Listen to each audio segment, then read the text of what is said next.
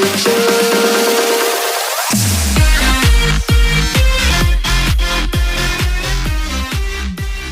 selamat pagi Sobat ASN Milenial. Kembali lagi datang di video kita kali ini, yaitu di video podcast ASN Milenial.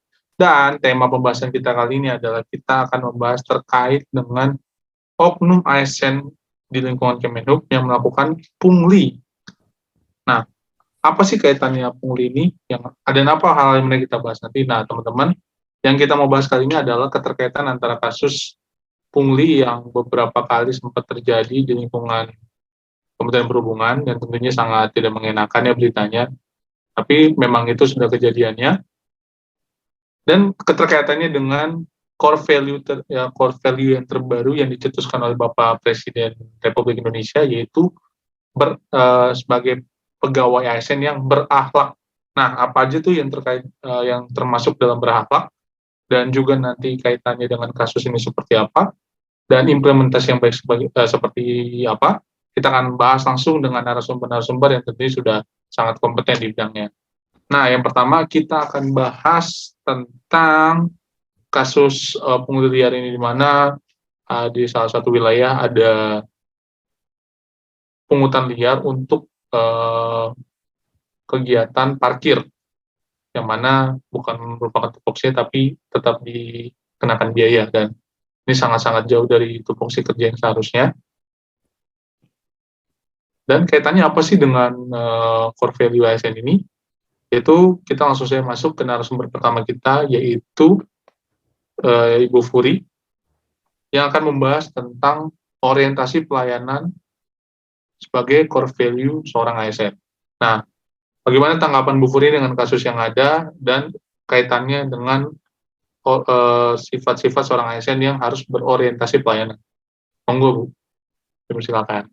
Ya, baik Mas Daniel, terima kasih. Pemberitaan tersebut cukup memprihatinkan ya, apalagi salah satu yang terlibat adalah ASN di lingkungan Perhubungan lagi. Gitu. Yang seharusnya ASN itu melayani masyarakat, justru terdengar seperti sedang memalak masyarakat.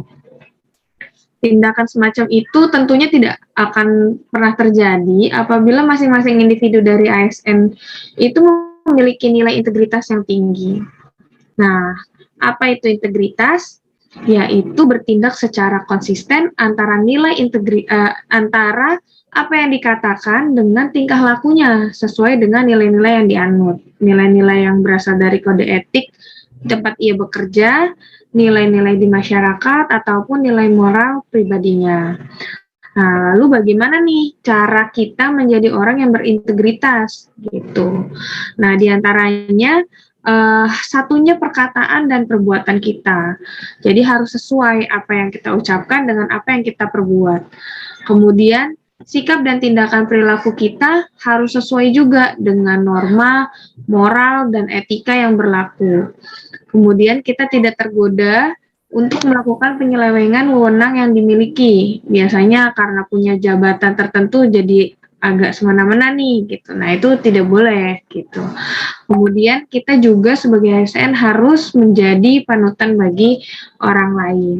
Nah, seperti yang pernah disampaikan juga sama Presiden kita, baik ASN di pusat maupun di daerah dalam berbagai jabatan harus memiliki nilai dasar yang sama, yaitu memberikan pelayanan yang terbaik untuk masyarakat.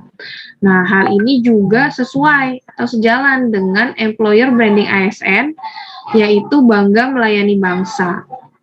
Nah, salah satu dari 7 core value yang dimiliki seorang ASN kan yang pertama tuh ada berorientasi pelayanan ya. Nah, apa aja sih nih implementasinya gitu. Yang pertama, kita dapat memahami dan mengetahui kebutuhan dari masyarakat seperti apa. Kemudian kita bersikap ramah, cekatan, solutif, dan dapat diandalkan. Lalu berikutnya, kita selalu melakukan perbaikan-perbaikan nih untuk mencapai bahkan melampaui kepuasan dari masyarakat. Itu mungkin seperti itu, Daniel, kalau dari saya. Terima kasih.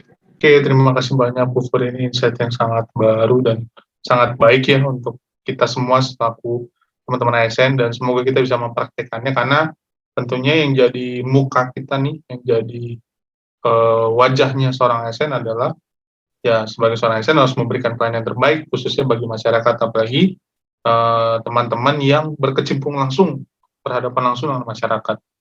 Dan tentu itu akan membawa nama instansi kita sendiri dan tentu kita harus menjaga itu. Dan kasus ini pun adalah contoh buruk yang tidak boleh dilakukan. Nah, terima kasih banyak Ibu Bu Furi atas insight barunya. Nah, setelah itu teman-teman, selain berorientasi pelayanan, ada core value lain yang harus kita terapkan juga. Di antaranya adalah akuntabel dan kompeten. Nah, bagaimana sih seorang ASN bisa bertanggung jawab, akuntabel, dan juga kompeten di dalam bidang pekerjaannya? Ini akan dibahas lengkap, tentunya dengan narasumber kita yang sangat-sangat luar biasa malam hari ini, yaitu Bapak Ferdi. Pada Bapak Ferdi, nah kira-kira gimana nih pendapat Bapak sebagai seorang ASN yang baik dan benar itu seperti apa sih, khususnya dengan 2 poin tersebut? Terima kasih atas waktunya, Mas Daniel. Jadi saya jelaskan dulu ya secara garis besar. Jadi akuntabel itu merujuk pada kewajiban setiap individu, kelompok, atau institusi untuk memenuhi tanggung jawab yang menjadi amanahnya. Sedangkan dalam berita di atas sudah terbukti bahwa ASN tersebut tidak menjalankan amanah yang diberikan kepadanya dengan baik, karena dia melakukan pungli atau pungutan liar yang jelas-jelas dilarang. Sedangkan ASN dituntut untuk akuntabel, yaitu dengan cara melaksanakan tugas dengan jujur, bertanggung jawab, cermat, serta disiplin dan berintegritas tinggi, serta tidak menyalahgunakan kewenangan jabatan seperti yang dicontohkan oknum ASN seperti kasus di atas. Sedangkan kompeten adalah kemampuan dan karakteristik yang dimiliki oleh seorang pegawai ASN berupa pengetahuan atau knowledge, keterampilan atau skill, dan sikap, perilaku, atau attitude yang diperlukan dalam pelaksanaan tugas jabatannya. Dalam kasus di atas, oknum ASN tersebut tidak menunjukkan sikap, perilaku, atau attitude yang baik dalam melaksanakan pekerjaan. Buktinya dia merugikan pengunjung di tempat tersebut dengan meminta tarif parkir yang tidak ada dalam peraturan resmi di daerah tersebut. Kasus seperti ini biasanya terjadi karena oknum-oknum tersebut merasa tidak cukup dengan penghasilan resmi yang mereka terima, lalu ingin mencari jalan pintas penghasilan tambahan dengan cara yang dilarang. Padahal jika oknum ASN tersebut selalu meningkatkan kompetensinya dalam bekerja, maka sudah tentu dia akan dibutuhkan dalam banyak kegiatan resmi lain yang membutuhkan kompetensinya. Yang mana dalam kegiatan tentu ada bayaran yang akan diterima sesuai peraturan resmi, yang membuat dia tidak perlu melakukan pekerjaan-pekerjaan yang dilarang. Jadi jika seorang ASN itu berkompeten dan selalu mengasah kompetensinya, maka dia itu pasti akan dibutuhkan untuk kegiatan-kegiatan lain. Seperti itu, Mas Daniel. Ya betul sekali itu Bapak. Karena kalau beliau tidak meningkatkan kompetensinya atau oknum-oknum yang bermasalah ini tidak meningkatkan kompetensi, ya bagaimana dia bisa mendapat penghasilan lebih kan? Karena tentunya pasti setiap kompetensi kita yang bertambah pastinya punya nilai tersendiri, baik nilai selaku pegawai yang baik dan bahkan nilai material yang tentunya bisa mensejahterakan. Karena intinya kan beliau merasa tidak sejahtera nih dengan pendapat yang diterima gitu, sehingga tidak akuntabel dan tentunya tidak berkompeten akhirnya dalam pekerjaan. Terima kasih banyak Bapak atas insight barunya, kita makin tercerahkan. Nah setelah itu teman-teman, selain kita harus bersikap akuntabel dan kompeten, hal lain yang menjadi dasar seorang ASN untuk dapat bersikap dan berperilaku adalah harus loyal dan juga dapat menciptakan suasana yang harmonis. Nah, bentuk loyal itu seperti apa sih? Dan juga bagaimana cara kita untuk bisa mengharmoniskan atau mengharmonisasikan lingkungan kerja kita? Nah, ini akan dibahas lengkap nih sama Bu Eni. Nah, menurut Bu Eni kira-kira bagaimana Bu? Hal-hal yang harus kita lakukan agar 2 poin yang tadi sudah kita sebutkan dapat terwujud, yaitu loyal dan harmonis. Ya, terima kasih Mas Daniel. Jadi, sebagai seorang ASN, kita diharuskan memiliki rasa loyal. Di mana loyal yang dimaksud di sini itu, sebagai ASN, kita harus berdedikasi dan mengutamakan kepentingan bangsa dan negara. Kalau dari berita yang disampaikan di awal sama Mas Daniel tadi soal pungli, terlihat jelas kalau oknum tersebut tidak memiliki rasa loyal karena dia lebih mengutamakan kepentingannya sendiri, bukan kepentingan bangsa dan negara. Padahal seharusnya tidak boleh seperti itu. Kemudian selain loyal juga Mas Daniel tadi sebut kita harus bisa menciptakan lingkungan kerja yang harmonis. Harmonis di sini itu kita harus saling peduli sebagai ASN untuk membangun lingkungan kerja yang nyaman dan kondusif. Nah, sangat disayangkan sekali kejadian pungli yang tadi itu tentu berdampak tidak baik bagi rekan-rekan kerja, merusak image instansi juga kan. Nah, oleh itu pentingnya seorang ASN memiliki nilai loyal dan juga harmonis itu untuk itu menjaga nama baik instansi, menciptakan lingkungan kerja yang nyaman, aman, kondusif, sehingga pelayanan yang diberikan juga bisa jadi optimal begitu, Mas Daniel. Jadi semuanya ini punya kaitan ya, Bu ya. Jadi nggak bisa Iya, benar cuma satu sekali. poin aja yang dilaksanain gitu kan. Iya, Itu teman-teman. Jadi teman-teman nggak cukup punya satu poin core value ini, tapi teman-teman juga harus bisa mempraktekkan semuanya gitu loh. Sehingga hal tersebut dapat berkontribusi ke kinerja teman-teman juga. Nah, selanjutnya teman-teman, sebelumnya terima kasih banyak Bu ini sudah menyampaikan materi dengan baik. Dan selanjutnya kita akan membahas nih dua core value yang last but not least, yaitu adalah seorang ASN yang bisa adaptif dan kolaboratif. Nah, selanjutnya ini akan dibahas oleh Pak Idrus nih. Menurut Pak Idrus, bagaimana Pak Idrus terkait dua hal tersebut? Sebenarnya bagaimana sih untuk menyikapi masalah ini dan solusinya bagaimana ketika kita menerapkan adaptif dan kolaboratif ini sebagai seorang ASN? Apakah masalah-masalah yang kita bahas ini dapat terselesaikan gitu? Dan kalaupun bisa, caranya kira-kira bagaimana Bapak? Siap. Terima kasih ya Pak ya. Adaptif yaitu nilai dasar yang dapat dilakukan dengan melakukan inovasi untuk menghadapi perubahan dan selalu bertindak proaktif. Pada kasus pungli tersebut, implementasi nilai adaptif dapat dilakukan dengan cara bertindak proaktif. Sesama rekan kerja harus saling mengingatkan apabila ada rekan kerja yang melakukan tindakan yang tidak sesuai, kemudian melaporkan kepada pimpinan apabila tidak bisa diingatkan dengan baik. Kemudian kita dapat memberikan inovasi dengan memperbaiki sistem kerja yang lebih berbasis digitalisasi pada titik poin pelayanan tertentu yang berpotensi besar akan terjadi pungli tersebut. Kemudian untuk kolaboratif yaitu nilai dasar yang dapat dilakukan dengan berkolaborasi bekerjasama dengan berbagai unsur baik dalam organisasi maupun di luar organisasi untuk mencapai tujuan bersama. Implementasi nilai dari kolaboratif pada kasus pungli tersebut dapat dilakukan dengan bekerjasama dengan pihak kepolisian untuk intens terjun langsung ke lapangan menangani masalah pungli. Kemudian lebih menegaskan lagi sanksi-sanksi bagi oknum yang masih melakukan praktek pungli. Kemudian kita dapat bekerjasama dengan masyarakat dengan cara memberikan edukasi kepada masyarakat terkait perilaku ASN yang nakal tersebut. Kemudian kita dengan harapan masyarakat tidak takut dan segera melapor apabila menemukan ASN yang masih melakukan pungli tersebut. Masyarakat juga dapat melapor di berbagai media sosial resmi Kemenhub gitu.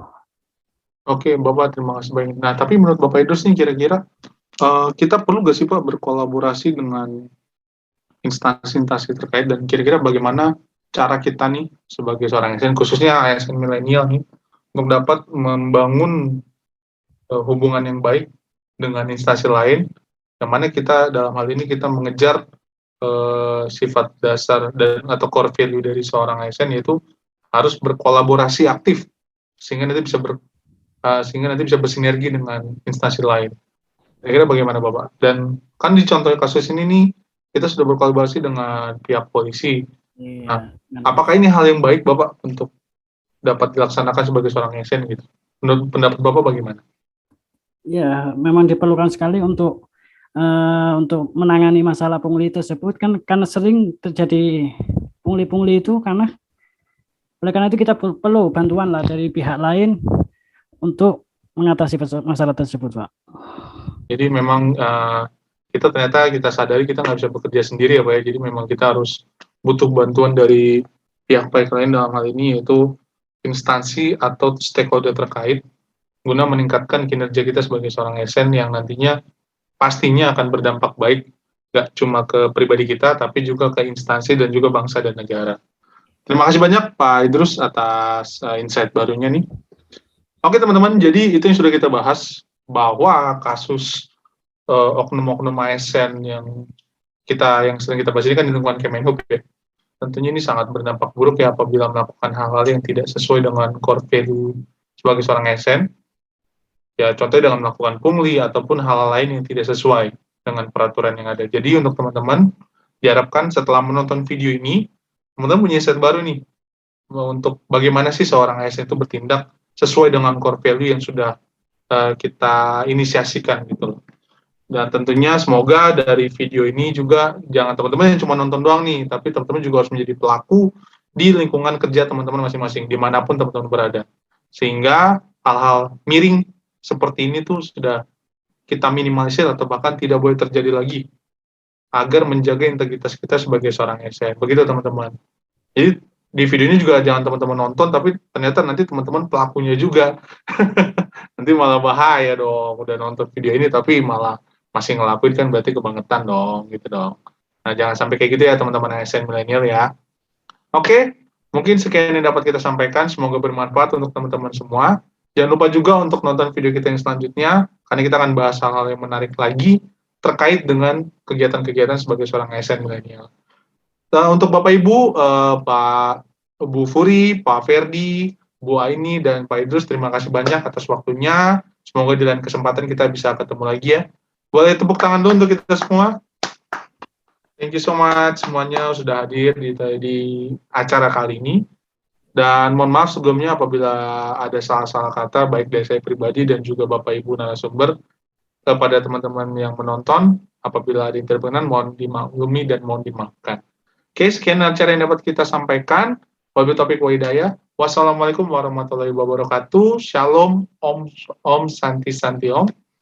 Nama budaya, salam kebajikan. Selamat pagi untuk kita semua. Semangat terus. Terima kasih Bapak Ibu semuanya. Terima kasih banyak.